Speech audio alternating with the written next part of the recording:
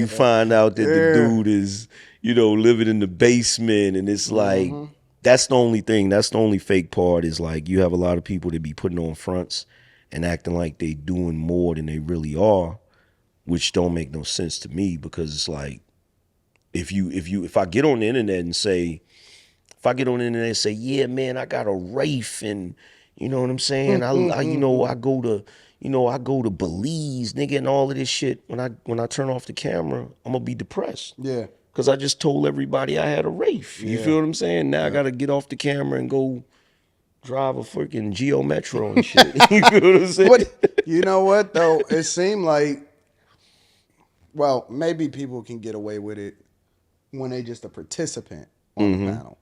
Once you start to get some level of visibility, I think that you can't hide that. No, you can't.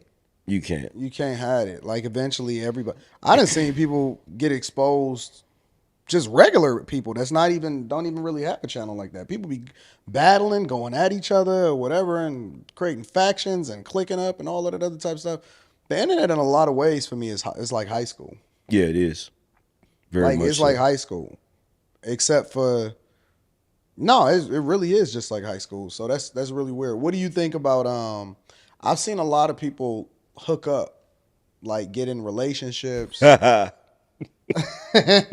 meet, bust each other, bust it down and all of that other type of stuff. What do you think about YouTube for us, or at least for me, because that's the only thing I'm on. I ain't never been on Tinder or Bumble. I don't even know how it work, right?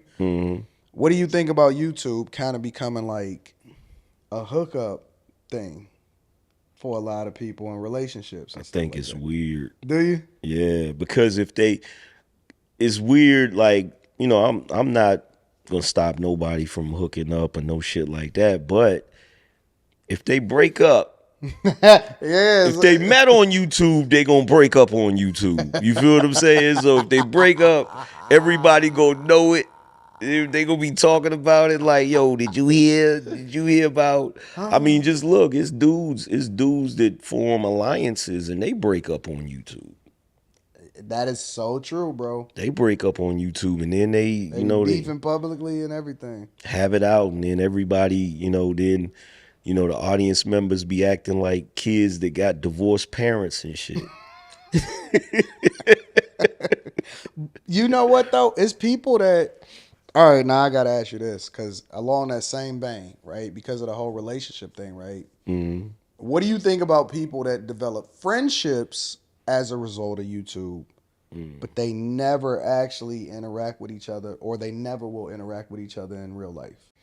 Because it seemed like we live in this digital world where it is a real friendship to an extent, right? And they talk on the phone or they kick it or whatever, and you kind of they develop a bond with each other and stuff like that.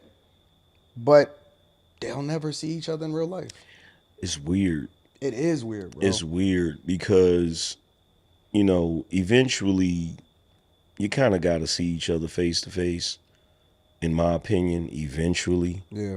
But that becomes weird because it's kind of like with famous people. You know how they say you never want to meet your heroes? So I know people that have met people offline and they was like super disappointed. Really? Yeah, super disappointed. So there's always that aspect of it. But I think when you don't meet in person, I think there's something missing. Yeah, I agree. You know what I'm saying? Like there's something missing. Like I was telling everybody earlier today, I was doing a stream and I was like, because I was reacting to that situation from earlier. Yeah. And I was saying, yo, there's a lot of you dudes that's like, you come at Anton for this reason or that reason or whatever.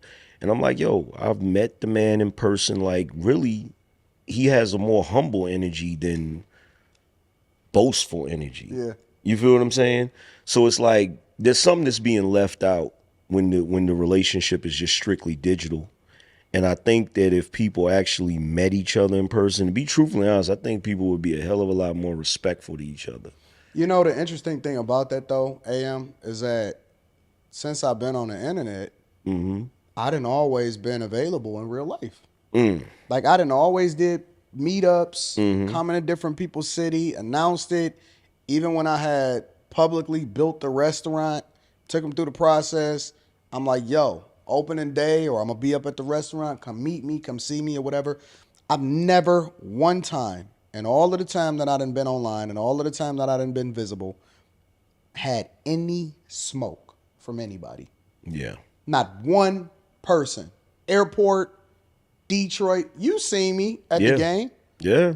I walk around the whole place. I shake hands, all of the cops, all of the people in the audience. Dude, like, yo, Anton, I rock with your stuff. I go and kick it with the announcers, everybody.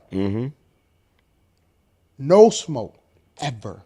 Because they don't. We get love. Look. We get love in real life. Bro, when I go out, if I see anybody that recognize me, it's like your boy on Coming to America. Like, oh my God, it is you. That's exactly how you know what I'm saying? Like, they be like, Angryman, like, yo, I watch your stuff all the time, and you know, it's always love. There's only one dude that I think doesn't like me.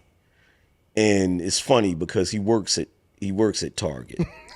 And he knows who he is, right? So there's been a couple of times I've been in the Target parking lot doing a live stream, right? And this is the dude that collects, you know, he gets the baskets, right?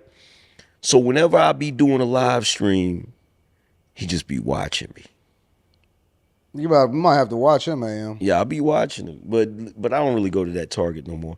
But like one day I was out there, and only reason I know he know who I am is because one day he was out there and he came up to the car and he was like, yo, ain't you Angryman? And I'm like, yeah. He's like, yeah, man, I watch your stuff or whatever. It's like, okay, cool, that's what's up, man. But he just one of them shifty looking dudes. Yeah, I knew I wouldn't even be up there at that Target as much no more. Yeah, he's shifty. But other than that, every experience that I've had has been positive. You know what I'm saying? As far as people. And oh yeah, and by the way, I don't know if you heard the lady tonight when we was at the game, when we was leaving. We was leaving out, right? Because you was listening to the thing. Yeah. Lady literally stopped me. She was like, "Oh no, I seen her. You saw her? Yeah, because I was at the like the door, and you was over when we came out from the floor, and then we went back into the tunnel, and you was standing right there by the, you know what I'm saying, by the table, little concession part or whatever, and I stopped. I seen her. I was looking at her. Yo, she grabbed me. She was like, I just want to tell you, you're handsome. That's all. Yeah, and then walk and look, and I be telling dudes like. I be on my show and I be telling dudes that, and they swear up and down, Angryman, you capping. We was in a players club. Yeah. And she stopped you, and I seen that junk. But like, because I had to turn around. I'm like, where Angryman going? It was a lady. He was over there with the chick. Yeah, I seen that. It's crazy because like, and I tell dudes like my man JP, shout out to JP. Shout out to JP. It's like, yeah, Angryman, you too old to be dressed like that. I'm like, bro, I get compliments everywhere I go, bro. Like, stop it.